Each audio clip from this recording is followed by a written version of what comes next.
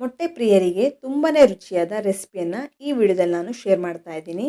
Simple ಹಾಗೂ ಸುಲಭವಾದ ಈ ರೆಸಿಪಿ ಅನ್ನ, ಚಪಾತಿ, ರೊಟ್ಟಿ ಜೊತೆಗೆ ಸೂಪರ್ ಕಾಂಬಿನೇಷನ್ ಅಂತಲೇ ಹೇಳ್ಬೋದು. ಕಡಿಮೆ ಸಮಯ ಹಾಗೆ ಸಾಮಗ್ರಿಯಲ್ಲಿ ಮಾಡುವಂತಹ ಈ ಡಿಫ್ರೆಂಟ್ ರೆಸಿಪಿಯನ್ನು ಹೇಗೆ ಮಾಡೋದು ಹಾಗೆ ಏನೆಲ್ಲ ಸಾಮಗ್ರಿ ಬೇಕು ಅಂತ ನೋಡೋಣ.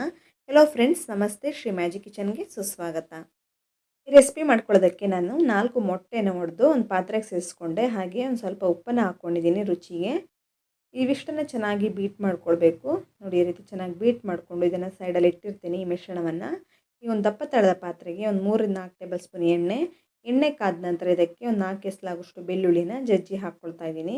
ಹಾಗೆ ಅರ್ಧ ಟೇಬಲ್ ಸ್ಪೂನ್ ಆಗುವಷ್ಟು ಸಾಸಿವೆನ ಕೂಡ ಸೇರಿಸ್ಕೊಂಡಿದ್ದೀನಿ. ಇವಾಗ ಸಾಸಿವೆ ಹಾಗೆ ಬೆಳ್ಳುಳ್ಳಿನ ಚೆನ್ನಾಗಿ ಫ್ರೈ ಮಾಡ್ಕೊಳ್ತಾ ಇದ್ದೀನಿ. ಇದರ ಜೊತೆಗೆ ನಾನು ಒಂದು ಅರ್ಧ ಟೇಬಲ್ ಸ್ಪೂನ್ ಆಗುವಷ್ಟು ಜೀರಿಗೆಯನ್ನು ಕೂಡ ಸೇರಿಸ್ಕೊಳ್ತಾ ಇದ್ದೀನಿ. ಇಷ್ಟು ಚೆನ್ನಾಗಿ ಫ್ರೈ ಮಾಡ್ಕೊಳ್ಬೇಕಾಗತ್ತೆ.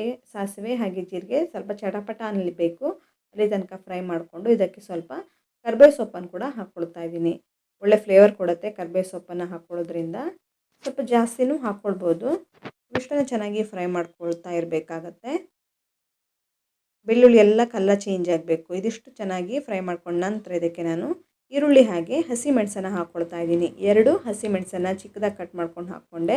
ಹಾಗೆ ಒಂದು ದೊಡ್ಡ ಗಾತ್ರದ ಈರುಳ್ಳಿಯನ್ನು ಚಿಕ್ಕದಾಗಿ ಕಟ್ ಮಾಡ್ಕೊಂಡು ಇದರ ಜೊತೆಗೆ ಹಾಕ್ಕೊಳ್ತಾ ಇದ್ದೀನಿ. ಇಷ್ಟನ್ನು ಚೆನ್ನಾಗಿ ಫ್ರೈ ಮಾಡ್ಕೊಳ್ಬೇಕು. ಈರುಳ್ಳಿ ಕಲರ್ ಚೇಂಜ್ ಆಗಬೇಕು, ಲೈಟಾಗಿ ಕಲರ್ ಚೇಂಜ್ ಆಗಬೇಕು, ಹಾಗೆ ಸ್ವಲ್ಪ ಸಾಫ್ಟ್ ಆಗಬೇಕು. ಅಲ್ಲಿ ತನಕ ಇದನ್ನು ಚೆನ್ನಾಗಿ ಹುರ್ಕೊಳ್ಬೇಕಾಗತ್ತೆ. ಕಾಣಿಸ್ತಿರ್ಬೋದು, ಈರುಳ್ಳಿ ಕಲರ್ ಅನ್ನೋದು ಚೇಂಜ್ ಆಗ್ತಾ ಬರ್ತಾ ಇದೆ. ಇದನ್ನು ಮಾಡ್ಕೊಳ್ಳುವಾಗ ನೀವು ಗ್ಯಾಸ್ ಫ್ಲೇಮನ್ನು ಮೀಡಿಯಮ್ ಫ್ಲೇಮಲ್ಲೇ ಇಟ್ಕೊಳ್ಳಿ. ಹೈ ಫ್ಲೇಮಲ್ಲಿ ಇಟ್ಕೊಂಡು ಇದನ್ನು ಫ್ರೈ ಮಾಡ್ಕೊಳ್ಳೋದಕ್ಕೆ ಹೋಗಬೇಡಿ. ಇವಾಗ ಒಂದು ಟೊಮ್ಯಾಟೊವನ್ನು ಚಿಕ್ಕದಾಗಿ ಕಟ್ ಮಾಡ್ಕೊಂಡು ಇದ್ರ ಜೊತೆಗೇ ಸೇರಿಸ್ಕೊಳ್ತಾ ಇದ್ದೀನಿ ನಾನು. ಟೊಮ್ಯಾಟೊ, ಈರುಳ್ಳಿ ಹಾಗೆ ಉಳಿದಂತಹ ಎಲ್ಲ ಸಾಮಗ್ರಿಗಳು ಚೆನ್ನಾಗಿ ಫ್ರೈ ಆಗಬೇಕಾಗತ್ತೆ. ನೋಡಿದೀಗ ಟೊಮ್ಯಾಟೊ ಕೂಡ ಸಾಫ್ಟ್ ಆಗ್ತಾ ಇದೆ, ಈರುಳ್ಳಿ ಕೂಡ ಸಾಫ್ಟ್ ಆಗ್ತಾ ಇದೆ. ಈ ಹಂತದಲ್ಲಿ ಇದಕ್ಕೀಗ ನಾನು ಸೊಪ್ಪನ್ನು ಸೇರಿಸ್ಕೊಳ್ತಾ ಇದ್ದೀನಿ. ನಾನು ಇಲ್ಲಿ ಮೆಂತ್ಯ ಸೊಪ್ಪನ್ನು ಚಿಕ್ಕದಾಗಿ ಕಟ್ ಮಾಡಿಕೊಂಡು ಚೆನ್ನಾಗಿ ವಾಶ್ ಮಾಡಿಕೊಂಡು ಇವಾಗ ಹಾಕ್ಕೊಳ್ತಾ ಇದ್ದೀನಿ. ಮೆಂತ್ಯದ ಎಲೆಯನ್ನು ಜಾಸ್ತಿ ಹಾಕ್ಕೊಳ್ಳಿ, ಕಡ್ಡಿಯೆಲ್ಲ ಜಾಸ್ತಿ ಹಾಕ್ಕೊಳ್ಳೋದಕ್ಕೆ ಹೋಗಬೇಡಿ. ಸ್ವಲ್ಪ ಇದ್ರೂ ಏನು ಪರವಾಗಿಲ್ಲ, ಆದರೆ ಎಲೆಯನ್ನು ಸ್ವಲ್ಪ ಜಾಸ್ತಿ ಪ್ರಮಾಣದಲ್ಲೇ ಹಾಕ್ಕೊಳ್ಬೇಕಾಗತ್ತೆ. ನಾನಿಲ್ಲಿ ಮೆಂತ್ಯ ಸೊಪ್ಪನ್ನು ಹಾಕ್ಕೊಂಡಿದ್ದೀನಿ. ನಿಮ್ಮ ಹತ್ರ ನುಗ್ಗೆ ಸೊಪ್ಪು ಇದ್ದರೆ ಅದನ್ನು ಕೂಡ ಇದಕ್ಕೆ ಸೇರಿಸ್ಕೊಳ್ಬೋದು, ಅದು ಕೂಡ ತುಂಬ ಚೆನ್ನಾಗಿ ಬರುತ್ತೆ. ಅದೀಗ ಚೆನ್ನಾಗಿ ಹುರ್ಕೊಳ್ತಾ ಇದ್ದೀನಿ. ಮೆಂತ್ಯ ಸೊಪ್ಪು ಸ್ವಲ್ಪ ಹೊತ್ತು ಬೇಯಬೇಕಾಗತ್ತೆ. ಹಾಗಾಗಿ ಲಿಡ್ಡನ್ನು ಕ್ಲೋಸ್ ಮಾಡಿಬಿಟ್ಟು ಒಂದು 3-4 ನಿಮಿಷ ಹಾಗೆ ಸ್ವಲ್ಪ ಬೇಯೋದಕ್ಕೆ ಇಡ್ತಾ ಇದ್ದೀನಿ. ಇದೀಗ ಮೆಂತ್ಯ ಸೊಪ್ಪು ಬೇಗ ಬೆಂದುಬಿಡುತ್ತೆ ಚಿಕ್ಕದಾಗಿ ಕಟ್ ಮಾಡ್ಕೊಂಡಿರೋದ್ರಿಂದ. ಇವಾಗ ಸ್ವಲ್ಪ ಮಸಾಲ ಐಟಮನ್ನೆಲ್ಲ ಇದಕ್ಕೆ ಹಾಕ್ಕೊಳ್ತಾ ಇದ್ದೀನಿ. ಒಂದು ಅರ್ಧ ಟೇಬಲ್ ಸ್ಪೂನ್ ಗರಂ ಮಸಾಲೆನ ಇದಕ್ಕೆ ಸೇರಿಸ್ಕೊಂಡಿದ್ದೀನಿ. ಹಾಗೆ ಒಂದು ಅರ್ಧ ಟೇಬಲ್ ಸ್ಪೂನು ಧನಿಯಾ ಪೌಡ್ರನ್ನು ಕೂಡ ಇದಕ್ಕೆ ಹಾಕ್ಕೊಳ್ತಾ ಇದ್ದೀನಿ. ಇದ್ರ ಜೊತೆಗೆ ಖಾರಕ್ಕೋಸ್ಕರ ನಾನು ಖಾರದ ಪುಡಿಯನ್ನು ಕೂಡ ಹಾಕ್ಕೊಳ್ತಾ ಇದ್ದೀನಿ. ಒಂದು ಅರ್ಧ ಟೇಬಲ್ ಸ್ಪೂನು ಹಸಿಮೆಣಸನ್ನು ಹಾಕ್ಕೊಂಡಿರೋದ್ರಿಂದ ಖಾರದ ಪುಡಿ ಸ್ವಲ್ಪ ಕಮ್ಮಿನೇ ಹಾಕ್ಕೊಳ್ಬೋದು. ಹಾಗೆ ಒಂದು ಅರ್ಧ ಟೇಬಲ್ ಸ್ಪೂನ್ ಆಗೋಷ್ಟು ಅರಿಶಿನ ಪುಡಿಯನ್ನು ಕೂಡ ಇದಕ್ಕೆ ಹಾಕ್ಕೊಂಡು ಚೆನ್ನಾಗಿ ಮಿಕ್ಸ್ ಮಾಡ್ಕೊಳ್ಬೇಕಾಗತ್ತೆ. ಹಸಿ ವಾಸನೆ ಎಲ್ಲ ಹೋಗಬೇಕು, ಅಲ್ಲಿ ತನಕ ಚೆನ್ನಾಗಿ ಹುರ್ಕೊಂಡು ಇವಾಗ ಇದಕ್ಕೆ ಉಪ್ಪನ್ನು ಕೂಡ ಹಾಕ್ಕೊಳ್ತಾ ಇದ್ದೀನಿ. ಮೊಟ್ಟೆಗೆ ನಾನು ಚೆನ್ನಾಗಿ ಉಪ್ಪನ್ನು ಹಾಕ್ಕೊಂಡು ಮಿಕ್ಸ್ ಮಾಡ್ಕೊಂಡಿರೋದ್ರಿಂದ ಇದಕ್ಕೆ ಈಗ ಸ್ವಲ್ಪನೇ ಉಪ್ಪನ್ನು ಸೇರಿಸ್ಕೊಂಡಿದ್ದೀನಿ. ಕಮ್ಮಿ ಅನಿಸಿದ್ರೆ ಬೇಕಾದರೆ ಹಾಕ್ಕೊಳ್ಬೋದು ನಂತರ. ನೋಡಿ, ಇಷ್ಟು ಸಾಫ್ಟ್ ಆಗಿದೆ. ಈ ರೀತಿ ಸಾಫ್ಟ್ ಆದ ನಂತರ ಮೊದಲಿಗೆ ರೆಡಿ ಮಾಡ್ಕೊಂಡಿದ್ದೀನಲ್ಲ, ಮೊಟ್ಟೆನ ಬೀಟ್ ಮಾಡಿ ಇಟ್ಕೊಂಡಿದ್ದೀನಲ್ಲ, ಆ ಮಿಶ್ರಣ ಇದಕ್ಕೆ ಹಾಕ್ಕೊಳ್ತಾ ಇದ್ದೀನಿ. ಹಾಕ್ಬಿಟ್ಟು ಕೂಡಲೇ ಮಿಕ್ಸ್ ಮಾಡ್ಕೊಳ್ಳೋದಕ್ಕೆ ಹೋಗಬೇಡಿ. ಇದನ್ನು ಮುಚ್ಚಿಡ್ತಾ ಇದ್ದೀನಿ. ಒಂದು 2 ನಿಮಿಷ ಹಾಗೆ ಬೇಯೋದಕ್ಕೆ ಇಡ್ತಾ ಇದ್ದೀನಿ. ಮೊಟ್ಟೆ ಸ್ವಲ್ಪ ಗಟ್ಟಿಯಾಗುತ್ತೆ ಚೆನ್ನಾಗಿ ಬೆಂದುಬಿಟ್ಟು. ಒಂದು 2 ನಿಮಿಷ ಬೇಯೋದಕ್ಕೆ ಬಿಟ್ಬಿಟ್ರೆ ಲಿಡ್ಡನ್ನು ಕ್ಲೋಸ್ ಮಾಡಿಬಿಟ್ಟು 2 ನಿಮಿಷದ ತನಕ ಈ ಮೊಟ್ಟೆನ ಬೇಯಿಸ್ಕೊಂಡ್ರೆ ಸ್ವಲ್ಪ ಗಟ್ಟಿಯಾಗುತ್ತೆ. ನಂತರ ಇದನ್ನು ಮಿಕ್ಸ್ ಮಾಡ್ಕೊಳ್ಬೇಕಾಗತ್ತೆ.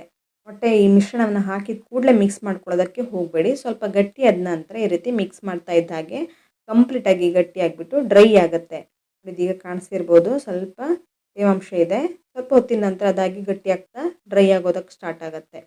ಈ ರೀತಿ ಮಿಕ್ಸ್ ಮಾಡ್ಕೊಳ್ತಾ ಇರಬೇಕಾಗತ್ತೆ. ರುಚಿಗೆ ತಕ್ಕಷ್ಟು ಉಪ್ಪನ್ನು ಹಾಕ್ಕೊಳ್ಳಿ. ಕಮ್ಮಿ ಅನಿಸಿದ್ರೆ ಈ ಹಂತದಲ್ಲಿ ಸೇರಿಸ್ಕೊಳ್ಬೋದು. ಈ ರೀತಿ ಮಿಕ್ಸ್ ಮಾಡ್ಕೊಳ್ತಾ ಇದ್ದ ಹಾಗೆ ಚೆಕ್ ಮಾಡಿ ನೋಡಿಕೊಂಡು ಉಪ್ಪೇನಾದರೂ ಕಮ್ಮಿ ಅನಿಸಿದ್ರೆ ಉಪ್ಪನ್ನು ಕೂಡ ಸೇರಿಸ್ಕೊಳ್ಬೋದು. ಖಾರ ಕಮ್ಮಿ ಅನಿಸಿದ್ರು ಕೂಡ ಖಾರದ ಪುಡಿಯನ್ನು ಈ ಹಂತದಲ್ಲಿ ಸೇರಿಸ್ಕೊಳ್ಬೋದು. ಇದೀಗ ಕಂಪ್ಲೀಟಾಗಿ ಡ್ರೈ ಆಗಿದೆ. ಮೊಟ್ಟೆ ಹಾಗೂ ಮೆಂತ್ಯ ಸೊಪ್ಪಿನಿಂದ ಮಾಡಿದಂತಹ ಈ ರೆಸಿಪಿ ಅಂತೂ ಅನ್ನ, ಚಪಾತಿ, ರೊಟ್ಟಿ ಜೊತೆಗೆ ಸೂಪರ್ ಕಾಂಬಿನೇಷನ್ ಅಂತ ಹೇಳ್ಬೋದು. ತುಂಬಾ ರುಚಿ ಕೊಡುತ್ತೆ ತಿನ್ನೋದಕ್ಕಂತೂ.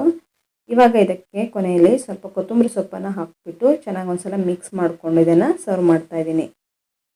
ಫ್ರೆಂಡ್ಸ್, ನಾನು ಹಲವಾರು ರೀತಿಯ ರೆಸಿಪಿಗಳನ್ನೆಲ್ಲ ಶೇರ್ ಮಾಡಿದ್ದೀನಿ. ನಾನು ಮಾಡುವಂಥ ರೆಸಿಪಿಗಳು ನಿಮಗೆ ಇಷ್ಟ ಆಗ್ತಾ ಇದ್ದರೆ ನಿಮ್ಮ ಫ್ರೆಂಡ್ಸ್ ಹಾಗೂ ಫ್ಯಾಮಿಲಿ ಮೆಂಬರ್ಸೊಂದಿಗೆ ನಾನು ಮಾಡಿದಂಥ ರೆಸಿಪಿಗಳನ್ನು ಶೇರ್ ಮಾಡಿ, ಹಾಗೆ ಲೈಕ್ ಮಾಡಿ.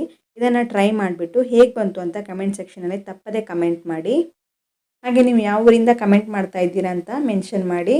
ಇನ್ನಷ್ಟು ಹೊಸ ರೀತಿಯ ಅದ್ಭುತವಾದ ರೆಸಿಪಿಗಳೊಂದಿಗೆ ಸಿಗೋಣ. ಧನ್ಯವಾದಗಳು.